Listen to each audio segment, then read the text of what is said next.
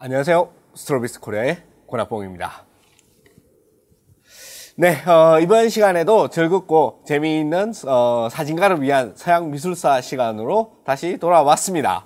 네, 지난 시간에 르네상스까지 이렇게 말씀을 드렸는데 이번 시간에는 르네상스에서부터 인상주의 바로 직전인 사실주의까지 그렇게 말씀을 드리도록 하겠습니다. 지난 시간에는 대략 기원전 한 500년부터 출발을 해가지고 약 한 1400년 말까지 이렇게 한 방에 한 1000년 정도 한 방에 달려왔는데 이번 시간에는 아시다시피 많은 변화가 있었어요. 르네상스라는 그 문화적인 그런 폭풍이 한번 몰아쳤기 때문에 이때부터 서양에 있는 문화가 이제 본격적으로 세계의 선두로 나서는 그런 계기가 됐습니다. 그래서 자연스럽게 많은 분파, 많은 개조, 많은 사조들이 이렇게 등장하게 됐기 때문에 이번 시간에 다룰 내용은 1500년 시작부터 1800년 전까지, 그러니까 1700년도 말까지 이렇게 다뤄보도록 하겠습니다. 저번에도 말씀드렸듯이 이번 시간만 보시는 분들을 위해서 다시 한번 공지를 해드리자면은 이 내용은 제가 이해한 서양 미술사에 대한 내용이고 제가 미술사학자도 아니기 때문에 어떠한 신빙성이라든지 이런 거를 가지지 못한다. 따라서 여러분들은 그냥 재미로 그냥 한번 들어주시기 바라고, 조금 더 아시고 싶으신 분들은 많은 전문 서적들이 있으니까는 그 전문 서적을 참고해서 각자 공부를 해 주시면은 좋을 것 같습니다. 네.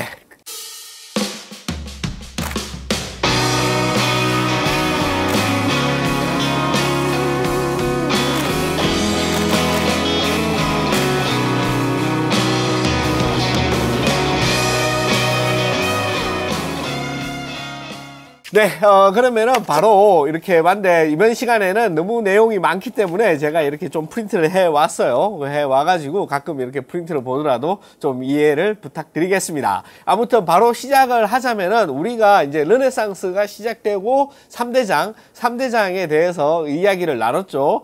레오나르도 다빈치, 그리고 미켈란젤로, 라파엘 이렇게 3대장에 대해서 이제 나눴는데 오늘은 르네상스의 이 꽂힌 이 3대장에 대해서 조금 더 자세하게 알아보면서 시작을 해보도록 하겠습니다. 여기서 여러분들이 또 하나 아셔야 될 게 이 르네상스 즈음에 유럽에서는 엄청난 사회적인 변화가 많았어요. 특히 구텐베르크가 이제 활자를 개발해가지고 책을 조금 더 싼 가격으로 많이 보편적으로 이렇게 팔 수가 있게 되었다. 그리고 그 면제부를 판매하던 기존의 이제 종교에서 반발을 해가지고 드디어 종교 개혁이 일어났죠. 우리 항상 이렇게 역사 시간에 이렇게 나오던 칼뱅이네 뭐네 이러면서 나오는 그 종교개혁 맞습니다. 그 종교개혁이 일어났고, 그 다음에 다들 잘 아시는 1492년 맞나 모르겠네. 이게 틀리면 자막 나갈 거예요. 아무튼 1492년에 콜럼부스가 드디어 아메리카 대륙을 발견하면서 드디어 이제 이 유럽이 이 신대륙의 이제 약탈 문화라고 그러면 또 많은 분들이 그러겠지만 이제 약탈에 의한 이 대유럽의 부흥기가 이제 시작을 하게 됩니다.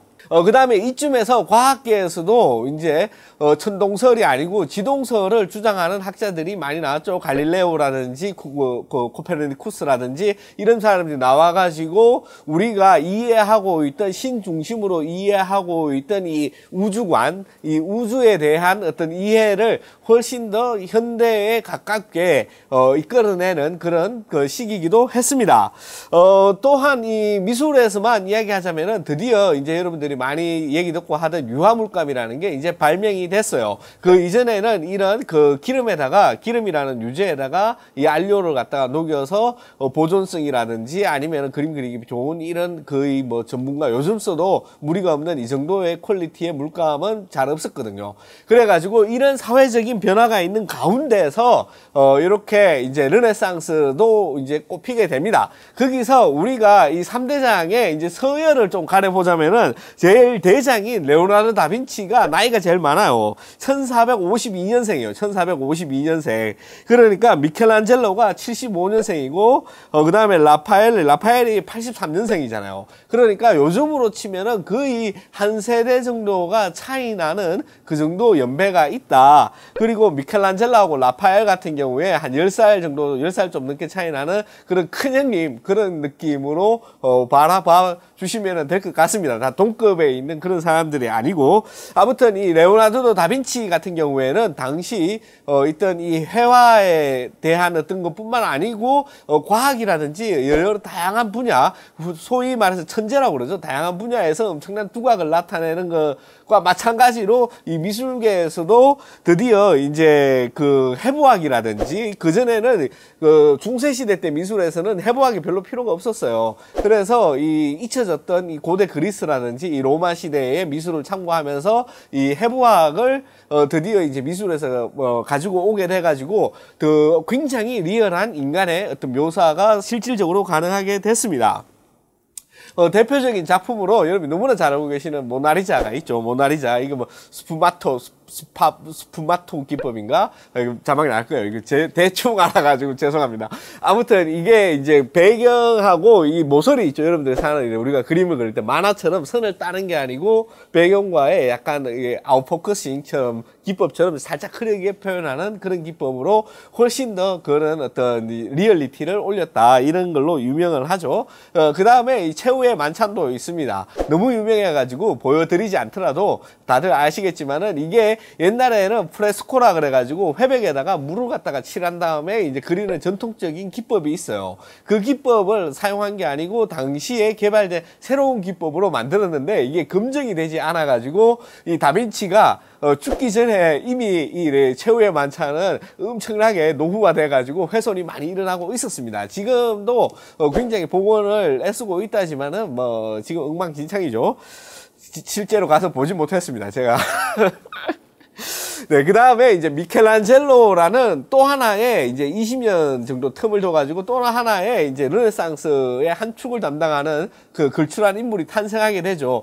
이 친구가 얼마나 이게 천재성이 대단했는가 이러면은 피에타상이라고 있어요. 여기 보시는 이 피에타상이 있는데 이거를 지금 봐도 어마무시하게 멋집니다. 이게 뭐 요즘 누가 새로 만든다 그래도 이렇게 실감나면서 굉장한 느낌의, 그러니까 사람의 마음을 뒤흔들 수 있는 이런 피에타상을 그 르네상스 이전에는 볼 수가 없었던 거죠. 그래서 이렇게 어마무시하게 이렇게 잘 만들었는데 이게 20대에 무려 20대에 이 작품을 완성을 한 거예요. 그래가지고 사람들이 이거 네가 새파란 놈이 이런 거 할 수 있겠어 막 이러니까는 자기가 그 작품에다가 서명을 남깁니다. 서명을 남기는데 거기 이 서명에 여기 보시면은 나와 있는 이 서명의 내용이 뭐냐 이러면은 피렌체에서 온 미켈란젤로 부오나로티카가 이렇게 서명을 남깁니다. 나중에 이제 이전 이 서명을 남긴다는 거는 요즘 미술에 있어서는 너무 당연하다라고 생각을 하지만은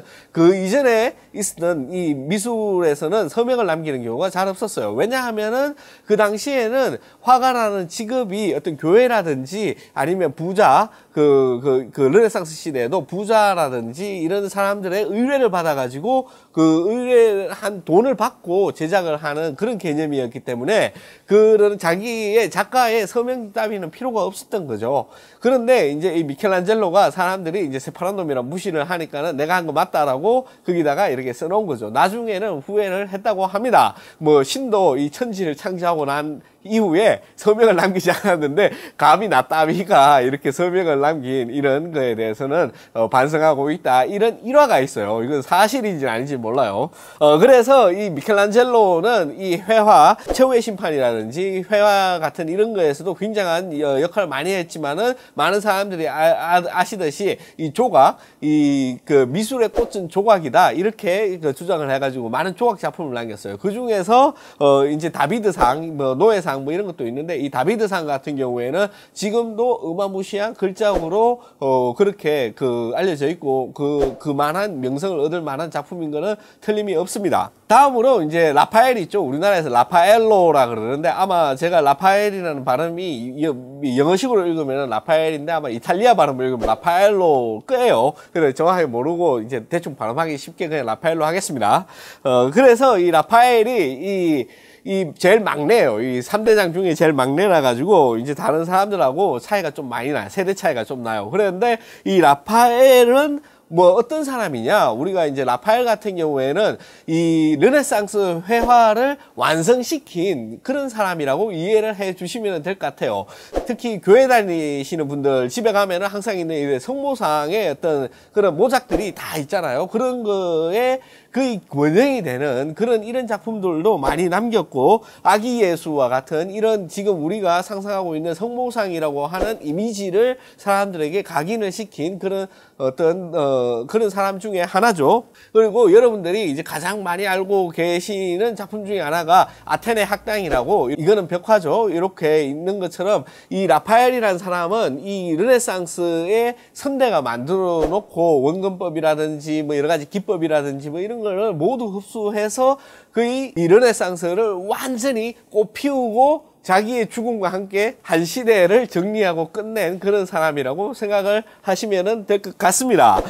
물론 오래 살기로는 미켈란젤로가 훨씬 더 오래 살았어요. 라파엘이 1520년에 죽었는데 미켈란젤로는 1564년에 죽었어요. 굉장히 장수를 했습니다. 지금 봐도 굉장히 장수를 했고, 그때 당시에는 놀라울 정도로 장수를 한 거겠죠. 그런데 이 라파엘이 죽고 난 다음에 이제 새로운 미술 사조를 말하는데, 이거는 그때 당시에 라파엘이 죽고 난 다음에 미술을 까내리는 이런 비하적인 용어로 쓰는 말이에요. 그래가지고 이 시대를 이제 매너리즘의 시대라고 이렇게 말하거든요. 혹은 이게 후기 르네상스라고 이렇게 말하기도 하는데, 미켈란젤로는 라파엘이 죽고 난 다음에 왜 후기 르네상스로 들어가느냐 이러면은 당시 작품이 이 후기 르네상스처럼 굉장히 과장되고 극적인 묘사에 너무 많이 치우치는 모습을 보여줬기 때문에 라파엘이 죽고 난 다음부터 를 보통 후기 르네상스 혹은 매너리즘의 시대라고 그렇게 말을 합니다. 그래서 이 매너리즘의 시대의 특징은 사람들이 이제 그때 이 르네상스에 있는 사람들이 너무 많은 걸 이룩한 거예요. 이제 그래서 이제 선배들보다 이제 더 내세울 게 없어진 거예요. 그래서 이때 사람들은 더 좋은 기교라든지 더 극적인 모습 혹은 기술, 과장된 색초와 구도 혹은 난해한 주제, 모호한 주제 이런 것들을 막 끌어다가 이렇게 미술에다가 접목을 시키기 시작했기 때문에 이 매너리즘의 시대라고 그렇게 말을 합니다. 그래서 이 매너리즘의 시대를 가장 잘 대표하는 인물 중에 하나가 파르미자니노라고 있거든요. 파르미자니노. 이 사람의 이제 목긴 성모가 있어요. 목긴 성모가 왜 목긴 성모냐 이러면은 보시듯이 진짜 목이 너무 길어. 이거는 목이 이게 너무 길게 이렇게 과장된 묘사를 했기 때문에 매너리즘의 어떤 대표적인 그런 사람이 됐고, 브론치노라는 이런 사람도 지금 이렇게 비주얼적으로만 보면은 여러분들이 특별히 르네상스와 다르지 않은 그런 잘 묘사된 그런 모습을 볼 수도 있지만은 왜 이게 매너리즘으로 가냐 이러면 이 사람은 주제가 굉장히 모호해요. 이 하나의 그림 안에 너무 많은 이야기를 막 집어넣었어요. 너무 많은 이야기를 집어넣어 가지고 브론치노의 이 비너스라는 작품에서는 이제 큐피트들이 등장하고 그 중에서 사랑을 얻지 못해가지고 절망하는 것과 뭐 그걸 얻으려고 노력하는 것, 그리고 한없이 따뜻한 눈빛으로 바라보는 이 비너스와 그 주변에 있는 그 꼬봉돌이죠, 그 큐피트들,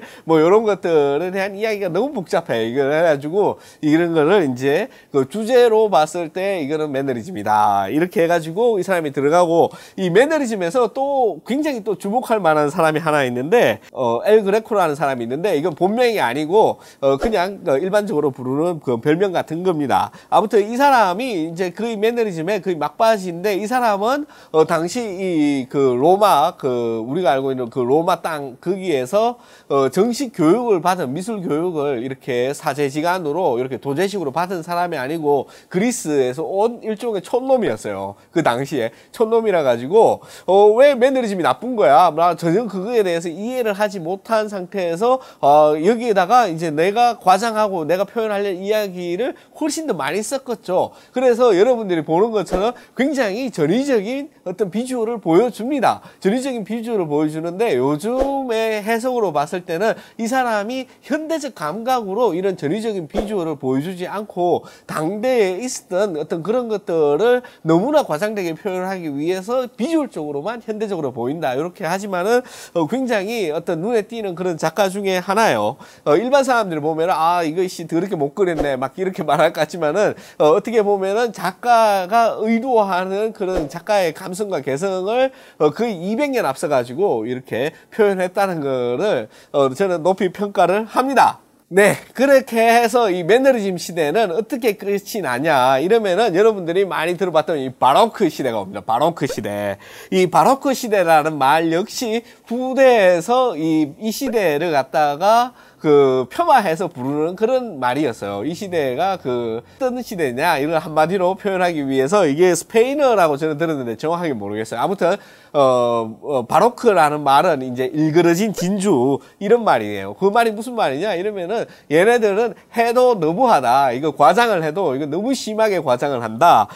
그리고 너무 불규칙하고 변덕스럽고 현란하다 이래가지고 이걸 갖다가 이제 바로크 시대라고 합니다. 그럼에도 불구하고 현대인의 눈으로 봤을 때는 굉장히 뭐랄까 인상적이고 안정적인 그런 우리가 봤을 때 고전 회화의 그런 머릿속에 딱 떠오르는 그런 이미지를 심어준 사람들이 이 바로크 시대의 작가들이에요.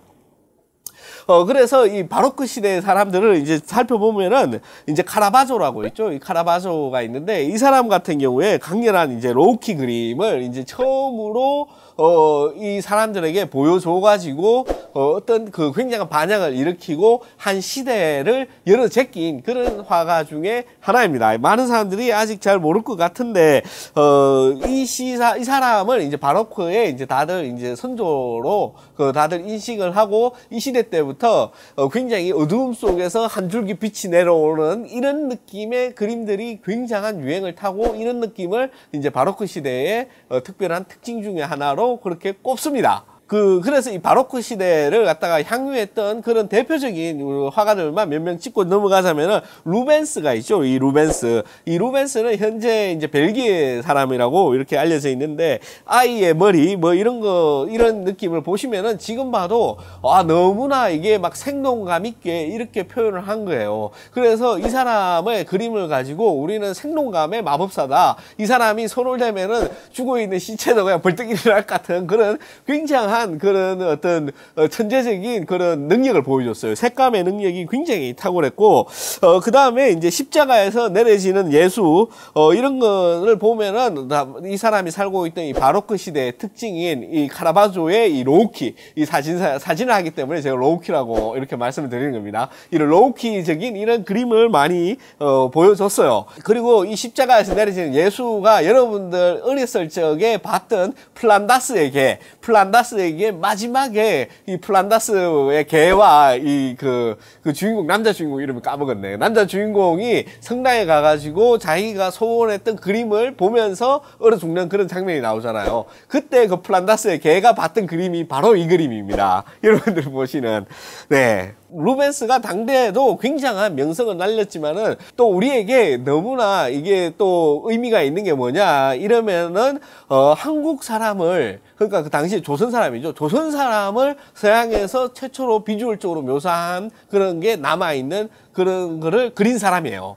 그래서 이 사람을 통해 가지고 이 조선인이라는 이 코레아라는 이 고레안이라는 이 조선인이 서양 세계의 비주얼적인 존재감을 남길 수 있도록 했던 사람이 바로 이 루벤스입니다. 그래서 많은 여러분들이 많이 봤던 이 조선 남자라는 이 스케치가 남아 있고 또 놀라운 게 아마 하비에르의 기적이라는 그 작품의 가운데 보면은 잘 안 보이시겠네요. 여기 확대를 해서 딱 보면은 여기 조선 남자가 딱 등장을 합니다. 이게 정확한 이게 사료가 남아 있지 않아 가지고 진짜 조선 남자인지 아니면은 모양만 그런 건지는 모르겠지만은 앞선 우리 조선 남자라는 스케치를 참고해서 봤을 때 누구나 이 사람이 이제 조선 남자라는 거를 쉽게 알 수 있을 거라고 생각을 합니다. 아무튼 이렇게 루벤스는 이제 넘어가고 그 다음에 이제 북유럽, 네덜란드에서 이 꼽히게 되는 이 길드의 미술, 거기에 대한 대표 주자인 렘브란트가 있어요. 렘브란트를 흔히 뭐 빛의 마법사라 그러기도 하고,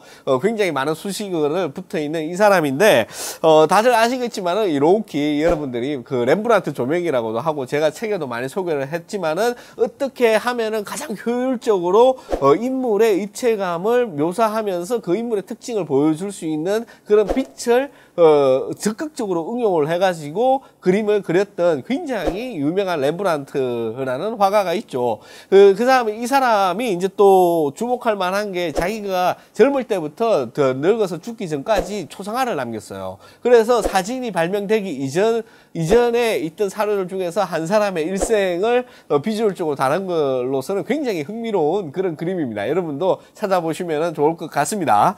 이 사람이 당대에 살아있을 때 엄청난 성공을 거두게 됩니다. 그래가지고 굉장히 많은 부를 쌓게 되지만은 말년에는 이 재산을 다 잃어먹고 거의 파산을 하고 죽을 때는 그냥 홀홀단신 그냥 객사하듯이 그냥 집에서 그냥 혼자서 이렇게 사망하게 되고 아무도 찾아오지도 않는 그런 쓸쓸한 죽음을 맞이했던 개인사로 봤을 때는 굉장히 용두사미 같은 그런 인생사였지만은 그 사람이 미술계에 남긴 그 흔적은 굉장히 굵직하다고 그렇게 말을 할 수가 있을 것 같습니다. 또 제가 하나 주목할 만한 사람은 이제 페르메이르라고 그러죠. 우리가 이제 봤을 때 페르메이르라 그러고 프랑스식으로 읽으면 베르베르겠죠. 베르베르겠죠. 베르베르. 뭐 아무튼 이렇기도 하고 그러니까 읽는 말이 많아요. 우리나라에서도. 그런데 대략 이제 페르메이르로 이렇게 퉁을 친 것 같다. 그렇게 생각을 하시면 되고 이 사람은 렘브란트와 비슷한 시기지만은 렘브란트하고 조금 차이가 나요. 한 25살 어린 그런 세대입니다.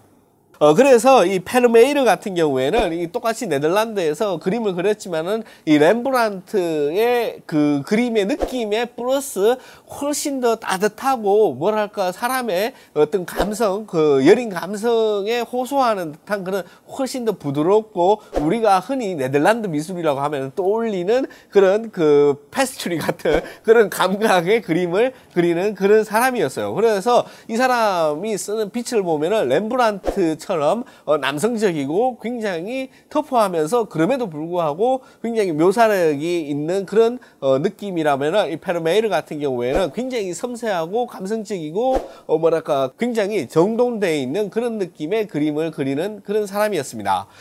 그래서 이 사람의 빛을 사진적으로 분석을 해보면은 극단적으로 부드러운 빛을 이용해서 나오는 사물의 느낌이에요. 근데 이 사람의 이제 개인사를 조금 더 들여다보면은 굉장히 신기한 게 슬하의 자식을 엄청나게 많이 뒀어요. 11명이라고 나오는데 정확한 건지 모르겠지만은 대략 한 11명의 자식을 두고 당시에는 이제 네덜란드 길드에 가입을 하지 않으면은 그림도 못 그리고 뭐 어디 가고 그림 가서 팔지도 못하고 이랬죠. 그래서 이 사람이 이제 네덜란드 길드에 가입된 것 같다. 그런데 정확히는 몰라요. 그리고 어디서 그림을 배웠는지 렘브란트에 진짜 가서 배웠는지 아는지 모든 게 미스테리에 쌓여져 있습니다.